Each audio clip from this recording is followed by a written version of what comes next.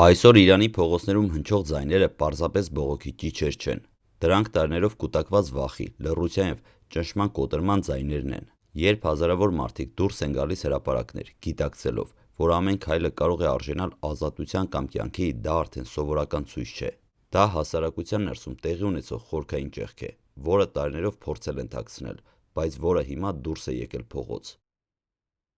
Իրանը երկար ժամանակ արտաքին աշխարհին ներկայացել է որպես փակ, խիստ վերահսկվող պետություն, որտեղ իշխանությունը վերահսկում է գրեթե ամեն ինչ։ Սակայն վերջին օրերի ցույցերը ցույց տվեցին, որ նույնիսկ ամենախիստ համակարգերը չեն կարող ամբողջությամբ լռեցնել մարդկանց, երբ նրանք կորցնում են ապագայի հանդեպ հավատը։ Այս բողոքները ծնվել են ոչ թե մեկ օրվա կամ մեկ որոշման արդյունքում, այլ տարիներով կուտակված սոցիալական, քաղաքական և մշակութային ճնշման հետևանքով։ Իսլամական Հանրապետության հիմքում ընկած համակարգը ձևավորվել է 1979 թվականի հեղափոխությունից հետո։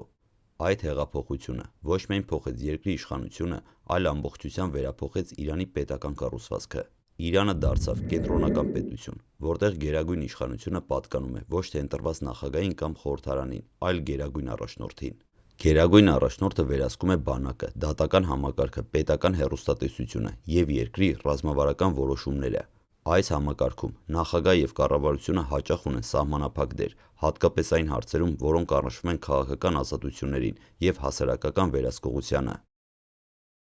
Այս կառուցվածքը տարիներ շարունակ ներկայացվել է որպես կայունության երաշխիք, սակայն իրականում այն ստեղծել է փակ համակարգ, որտեղ քննադատությունը ընկալվում է որպես սպառնալիք պետությանը, իսկ այլախոհությունը որպես դավաճանություն։ Հատկապես երիտասարդ սերունդը, որը մեծացել է ինտերնետ և համաշխարհային մշակույթի պայմաններում, ավելի ու ավելի դժվար է ընդունում այդ սահմանափակումները։ Նրանք տեսնում են, թե ինչպես են ապրում իրենց հասակակիցները այլ երկրներում և հարց են տալիս, ինչու իրենք պետք է ապրեն մշտական վերահսկողության և վախի մեջ։ Ցույցերի հիմնական պատճառներից մեկը սոցիալական ճնշումն է, որը հատկապես ծանր է կանանց համար։ Իրանում կանանց կյանքը խիստ կանոնակարգված է օրենքներով և բարոյական վերահսկողությամբ։ Հագուստից մինչև վարքագիծ, ամեն ինչ ենթարկվում է վերահսկողության, սակայն այս բողոքները ցույց տվեցին, որ հարցը միայն հիջաբի կամ արտաքին տեսքի մասին չէ։ Խնդիրը ազատ ընտրության բացակայությունն է, սեփական կյանքի նկատմամբ վերահսկողության կորուստը, երբ մարդուն ասում են, թե ինչպես մտածել, ինչպես հագնվել և ինչպես ապրել, վաղ թե ուշ նա սկսում է դիմադրել, տնտեսական վիճակը ևս կարևոր դեր ունի։ Տարիներ շարունակ միջազգային սանկցիաները ծանր հարված են հասցրել Իրանի տնտեսությանը։ Գների աճը, գործազրկությունը և ազգային արժույթի արժեզրկումը ազդել են միլիոնավոր ընտանիքների վրա։ Շատ երիտասարդներ նույնիսկ բարձր կրթությամբ չեն կարողանում աշխատանք գտնել կամ ստիպված են աշխատել ցածր վարձատրությամբ։ Սա ստեղծել է հուսահատության մթնոլորտ, որտեղ մարդիկ այլևս չեն հավատում, որ իրենց կյանքը կարող է բարելավել գործող համակարգի շրջանակներում։ Իրանի ապագան այսօր անորոշ է, բայց մեկ բան հստակ է, այն այլևս չի կարող լինել նույնը, ինչ առաջ էր։ Ցույցերը բացել են մի դուռ, որը դժվար է նորից փակել։ Եվ անկախ նրանից, թե ինչպես կզարգանա առաջիկա օրերը, այս բողոքները կմնան որպես հիշեցում, որ նույնիսկ ամենախիստ համակարգում մարդիկ շարունակում են պայքարել արժանապատիվ կյանքի և ազատության համար։ Տարիների ընթացքում Իրանում բողոքի տարբեր ալիքներ են եղել, սակայն վերջին ցույցերը էականորեն տարբերվում են նախորդներից։ Եթե նախկինում դժգոհությունները հիմնականում կենտրոնացած էին տնտեսական խնդիրների շուրջ, ապա այս անգամ բողոքի հիմքում կանգնած է արժանապատվության և ինքնության հարցը։ Մարդիկ այլևս չեն բողոքում միայն բարձր գներից կամ ցածր աշխատավարձերից, նրանք բողոքում են այն համակարգից, որը որոշում է ով են իրենք և ինչ իրավունքներ ունեն։ Տասնամյակներ շարունակ նրանք եղել են օրենքների և հասարակական վերահսկողության հիմնական թիրախը։ Երիտասարդ սերունդը դարձել է այս շարժման շարժիչ ուժը։ Նրանք մեծացել են մի աշխարհում, որտեղ տեղեկատվությունը հասանելի է մի քանի վայրկյանում։ Չնայած իշխանությունների փորձերին սահմանափակել ինտերնետ և սոցիալական ցանցերը, երիտասարդները տեսել են այլ իրականություններ, այլ հասարակություններ և այլ հնարավորություններ։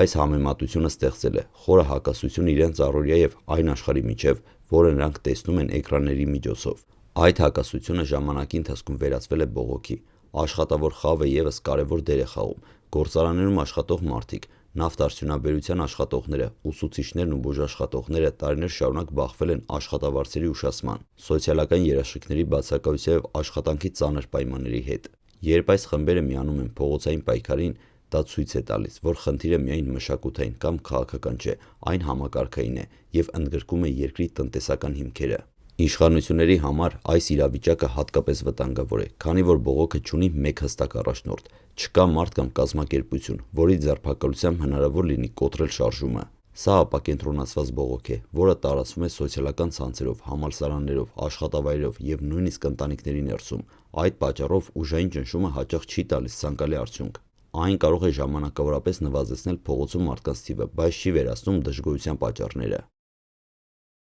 Ինտերնետի անջատումները դարձել են իշխանության հիմնական գործիքներից մեկը։ Երբ կապը արտաքին աշխարհի հետ կտրվում է, իշխանությունները փորձում են մեկուսացնել բողոքը և վերահսկել տեղեկատվության հոսքը։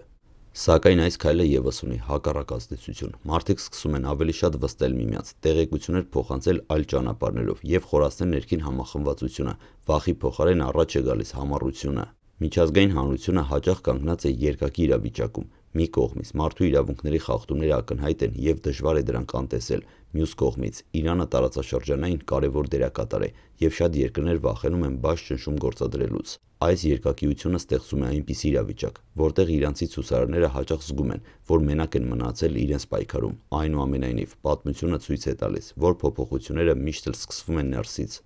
Արտաքին աջակցությունը կարող է կարևոր լինել, բայց առանց հասարակության ներսում ձևավորված պահանջի իրական փոփոխություն հնարավոր չէ։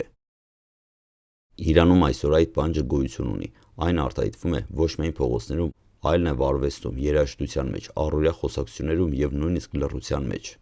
Տնտեսական ճնշումները շարունակում են և խորանում են։ Նավթի եկամուտները այլևս չեն ապահովում նախկին մակարդակի սոցիալական վերահսկողություն։ Միջազգային շուկաներում Իրանի դիրքերը խոցելի են, իսկ սանկցիաները սահմանափակում են տնտեսական զարգացման հնարավորությունները։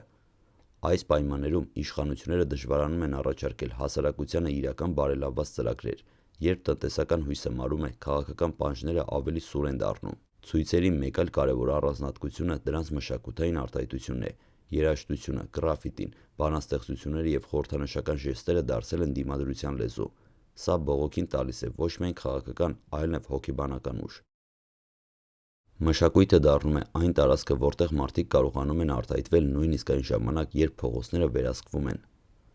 Արտաքին աշխարհում Իրանի շուրջ ձևավորվող պատկերը աստիճանաբար փոխվում է։ Եթե նախկինում հիմնական շեշտը դրվում էր միջուկային ծրագրի և տարածաշրջանային հակամարտությունների վրա, ապա այժմ մարդու իրավունքների հարցը ավելի հաճախ է հայտնվում քննարկումների կենտրոնում։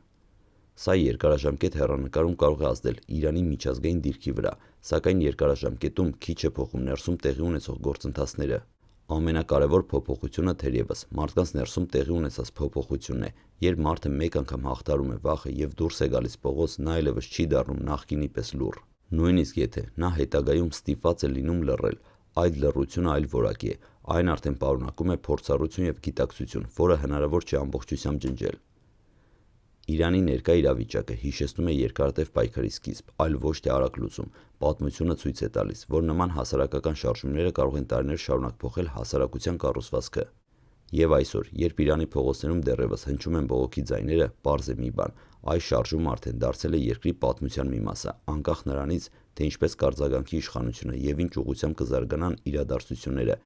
իրանցի հասարակությունը այլևս չի վերադառնա նախկին վիճակին։